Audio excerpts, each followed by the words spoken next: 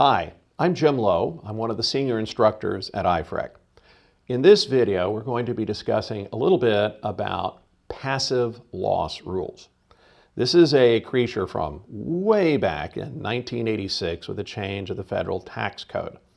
One of the specific advantages and benefits of investment real estate is the ability to shelter certain parts of income from taxes, hence the term tax shelter.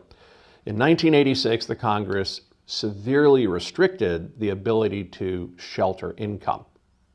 To give a context, prior to and after 1986, the Internal Revenue Service and the Congress decided there would be three different bundles or baskets, if you will, of income that a taxpayer could derive income.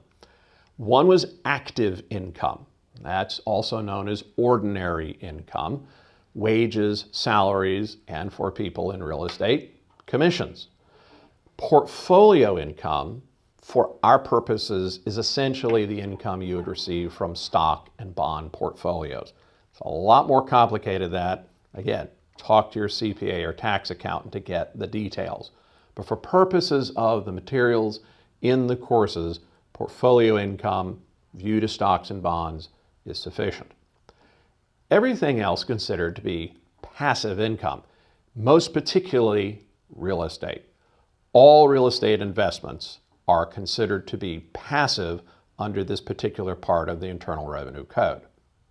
Because of that, you are only permitted to take deductions and losses from passive income against other passive income. The change in 1986, as you can see from the slide, did not allow you to continue to take those losses against your ordinary income. It's created a lot of problems for people who had invested in real estate specifically to get passive losses against their ordinary income. However, as with most elements of the Congress and tax law, there is a loophole, an exception, if you will.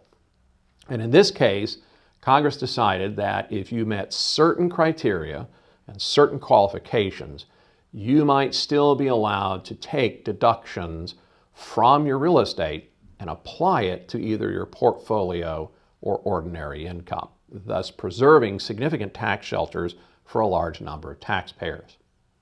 In the green part of the slide, you'll notice that there are two key criteria that are necessary to meet this requirement.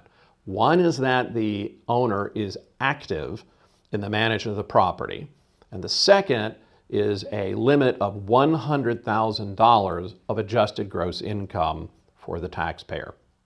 Now on the latter, the $100,000 of adjusted gross income, happily, in these courses in preparation for your license and exams, you are never, ever required to calculate or even define that. It's just a given. This is good news because you honestly are going to need the help of your tax accountant or a tax attorney to figure that one out. But for us, it's important to remember that level of $100,000 of adjusted gross income. The active management component is easily achieved provided the owner stays informed and engaged with the property.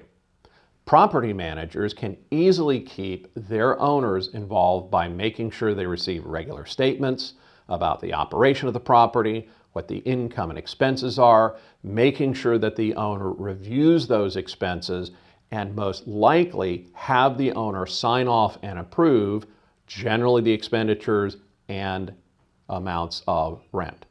Once again, check with an accountant or an attorney to find out what the current rules are for that if you're trying to apply this on a day-to-day basis. But for us, as long as the person is actively involved in the management of the property, even by using a property manager, they would still qualify. If you meet those two criteria, up to $25,000 of the losses from the investment property could be used as deductions against the person's ordinary income. Most notably things like depreciation, which are a specific advantage, as you can see from one of our earlier videos, to the taxpayer to reduce the amount of taxation that would be due on an annual basis.